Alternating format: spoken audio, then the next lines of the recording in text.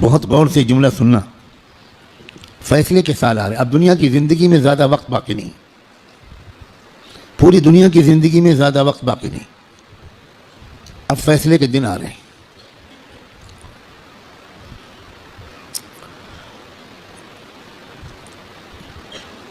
پہلے جیسا اب زمانہ نہیں ہے.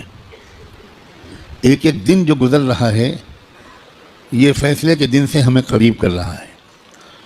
اور فیصلے کے دن کی جو سب سے بڑی علامت ہے کہ اب فیصلے کا دن قریب ہے وہ ہے فلسطین کے حالات. کیونکہ اب بہت بڑے بڑے واقعات ہوں گے. دجال کی آمد بھی بہت دور نہیں ہے، اور حضرت عیسیٰ کی آمد بھی بہت دور نہیں ہے، اور امام مہدی کی آمد بھی بہت دور نہیں. اب مسئلہ یہ ہے کہ اگر اب بھی ہم گناہوں کی زندگی میں لگے تو ہمیں اللہ دجال کے ساتھ کھڑا کر دے گا، توبہ کی توفیق بھی ہم سے چھین لے گا. حضرت امام مہدی کے دشمنوں کے لشکر میں ہم کھڑے ہوں گے. اب یہ دیکھو، یہ وہ وقت ہے، کچھ پتہ نہیں کس وقت اگلا قدم اٹھ جائے. جو نشانیاں اللہ کے رسول نے بتائی تھیں آخری فیصلہ کن دور کی، بڑی تیزی کے ساتھ آ رہی ہیں. اس میں ایک نشانی یہ تھی کہ بہت بھیانک جنگ ہوگی یہودیوں کے درمیان اور اصلی ایمان والوں کے درمیان. اس لیے جو کچھ اس وقت غزہ اور فلسطین میں ہو رہا ہے اس سے ہر ایمان والے کا ایمان ہزاروں گنا ہر منٹ میں بڑھنا چاہیے، اس لیے کہ وہی ہو رہا ہے جو اللہ کے رسول بتا کر گئے تھے. جس وقت وہ آپ بتا رہے تھے اس وقت تو فلسطین میں کوئی مسلمان تھا ہی نہیں، اور آپ یہ بتا رہے ہیں کہ ایک بھیانک جنگ ہوگی، خطرناک جنگ ہوگی، یہودیوں اور ایمان والوں کے مابین ایک خطرناک جنگ ہوگی. آپ بتا رہے ہیں کہ ایک علاقہ ہوگا جہاں سچے پکے مومن جان دے رہے ہوں گے اور جان لے رہے ہوں گے، قربانیاں دے رہے ہوں گے. مسجد اقصیٰ کی حفاظت میں نوجوان جوک در جوک شہید ہو رہے ہوں گے.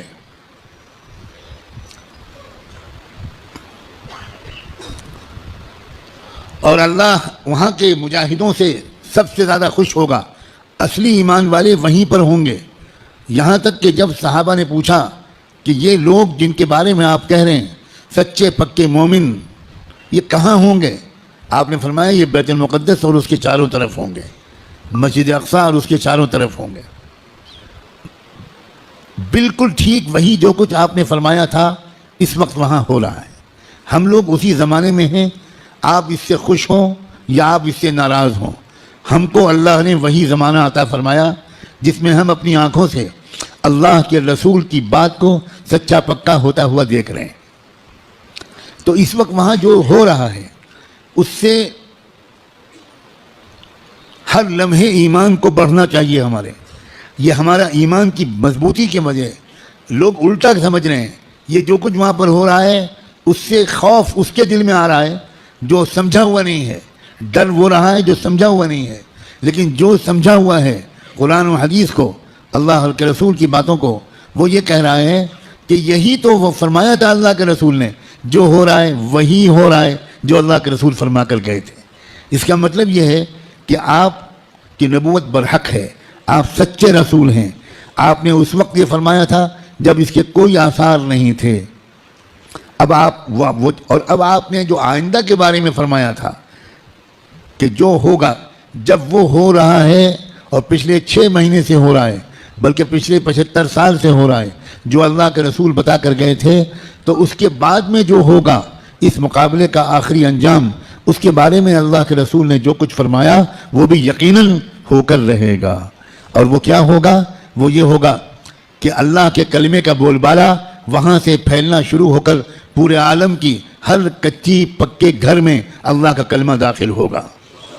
پوری زمین پر انصاف کا نظام قائم ہوگا، اللہ کا حکم چلے گا، باطل ٹوٹے گا، حق کا غلبہ ہوگا. ایمان والوں کو اللہ تعالیٰ عزت، حکومت، اقتدار، طاقت، غلبہ دیں گے. ان کی قربانیوں کے انعام کے طور پر ضرور دیں گے. اور پھر دجال کا قتل ہوگا، دجال سے چھٹکارا ملے گا، پوری دنیا میں لا يبقى بیت مدر ولا وبر الا وتدخل فيه کلمۃ الاسلام بعز عزیز او بذل ذلیل۔ اللہ کے رسول کی حدیث کے الفاظ ہیں کہ کوئی کچا پکا گھر یا کوئی خیمہ ایسا نہیں بچے گا جس میں اللہ کا کلمہ داخل نہ ہو جائے، طاقت کے بل پر یا قبول کر کے داخل ہو کر رہے گا۔ اس لیے لوگوں، یہ بہت چوکنا رہ کر جینے والا زمانہ ہے۔ اگر اسی طرح غفلت میں رہے جس طرح اب تک جی رہے ہیں تو ہمیں خبر بھی نہیں ہوگی، اور اللہ کی طرف سے فیصلہ ہو چکا ہوگا کہ اس نالائق، فاسق، فاجر، خطاکار، گنہگار مسلمان کو میں دجال کا ساتھی بناؤں گا۔ یہ امام مہدی کا ساتھی نہیں بنے گا، یہ حق کا ساتھی نہیں بنے گا، یہ سچ اور انصاف کا ساتھی نہیں بنے گا، یہ مظلوموں کا خادم نہیں بنے گا، یہ ظالموں کا ایجنٹ بنے گا، یہ ظالموں کا مخبر بنے گا، یہ ظالموں کا دلال بنے گا، 4 پیسے کے لیے تھانے پہ جا کر مخبری کرے گا۔ یہ فیصلہ کسی لمحے ہم میں سے کسی کے بارے میں ہو سکتا ہے۔ یاد رکھنا، میں نے اللہ کی توفیق سے اپنی بساط کے مطابق بہت لمبی بات کو چند جملوں میں سمیٹ کر آپ کے سامنے رکھ دیا ہے۔ قسم کھا کے کہتا ہوں، اس میں ذرا بھی مبالغہ نہیں ہے، فیصلے کا دن قریب ہے۔ اب اگر گناہوں کی طرف واپس لوٹے، اب اگر پچھلی زندگی کی طرف واپس لوٹے، جن غلطیوں کو چھوڑنے کا فیصلہ کیا ہے، بار بار اللہ تعالیٰ سے عہد کیا ہے، بار بار رو رو کر انفرادی اور اجتماعی طور پر یہ ارادہ کیا ہے کہ اب گناہ کی طرف واپس نہیں جائیں گے، دوستو اب اگر واپس گئے تو پتہ نہیں پھر دوبارہ توبہ نصیب ہوگی کہ نہیں، کیونکہ یہ جو دن اب آ گیا زمانہ، اس زمانے کو پہچاننا علماء کا فرض ہے۔ علماء کی ذمہ داری ہے کہ وہ اس دور کو پہچانیں۔ پچھلے دور کی روایتی باتوں سے کام نہیں چلے گا، اب آپ کو اکابر علماء کے پاس رہنا پڑے گا، کچھ مہینے گزارنے پڑیں گے، تربیت لینی پڑے گی، ان کا اعتماد حاصل کرنا پڑے گا۔ جب اعتماد ہوگا تب وہ آپ کو خاص خاص باتیں بتائیں گے، تب وہ آپ کو اپنے سینے کا علم منتقل کریں گے، تب آپ کو وہ امانت سونپیں گے، آپ کو ایک ذمہ داری سونپیں گے کہ بھئی کس طرح امت کے عوام اور خواص کو، امت کے مردوں اور عورتوں کو، اور خاص طور پر امت کے نوجوانوں کو کس طرح سنبھالنا ہے۔ سب سے زیادہ بنیادی بات اس وقت مجھ کو اپنے سے بھی کہنی ہے اور آپ سے بھی، وہ ہے استقامت۔ اب جمنا ہے، کہو انشاءاللہ۔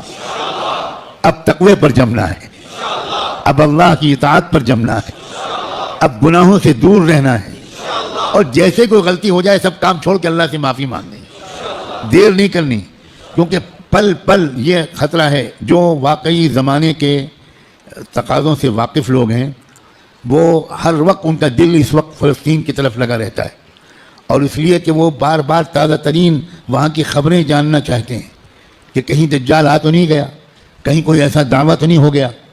یہ غفلت کے ساتھ زندگی کے دن نہیں ہیں، غفلت کے ساتھ گزارنے والے دن نہیں ہیں، یہ بہت ہوشیاری کے دن ہیں۔ اور یہ بھی یاد رکھنا، الٹے سیدھے مقرروں اور مولویوں، الٹے سیدھے جو اپنے آپ کو عالم کہتے ہیں اور ہیں وہ جاہل، ان کی باتوں کے چکر میں مت آنا۔ وہ طرح طرح کی باتیں تم کو بتا کر تم کو غلط راستے پر لے جائیں گے۔ جو سچے پکے اکابرین ہیں، بڑے بڑے بزرگوں کی صحبت یافتہ، قرآن مجید کے مفسر، قرآن کو گہرائی سے سمجھنے والے، اللہ کے رسول کی منشا کو سمجھنے والے، پوری زندگی کے 24 گھنٹے اللہ کے دین کی خدمت میں گزارنے والے، جن پر وقت کے سارے بزرگوں نے اعتماد کا اظہار کیا، ان کی بات ماننا ہے۔ ورنہ سوشل میڈیا پہ جاؤ تو 50 انجینئر ملیں گے، اور 50 ڈاکٹر ملیں گے، اور 50 طرح طرح کے لوگ ملیں گے جو اسلامی پروگرام چلا رہے ہیں۔ ہمارے نوجوانوں کو نہیں معلوم کہ اسلام کی ویب سائٹس کے نام سے جو ویب سائٹس چل رہی ہیں، اس میں سے تقریباً 70% یہودیوں کی ویب سائٹس ہیں، اور باقی قادیانیوں کی ویب سائٹس ہیں، کچھ ہمارے ملک کے ہندوؤں کی ویب سائٹس ہیں جو اسلام کے نام پر چل رہی ہیں، اور اس میں قرآن کا درس ہوتا ہے، احادیث کا درس ہوتا ہے، مسئلے بتائے جاتے ہیں، اور ہمارے نوجوان وہ بیچارے بجائے علماء سے جڑنے کے وہ سوشل میڈیا سے مسئلے معلوم کرتے ہیں۔ ابھی مجھ سے چند دن پہلے یہیں کسی نوجوان نے پوچھا کہ ہمیں بعض مسئلے معلوم کرنے پڑتے ہیں تو ہم سوشل میڈیا پر جاتے ہیں، وہاں پریشان یہ ہوتے ہیں کہ الگ الگ سائٹ سے الگ الگ جواب ملتے ہیں۔ میں نے ان سے پوچھا کہ جب آپ بیمار پڑتے ہو تو سوشل میڈیا پر جا کر علاج کراتے ہو؟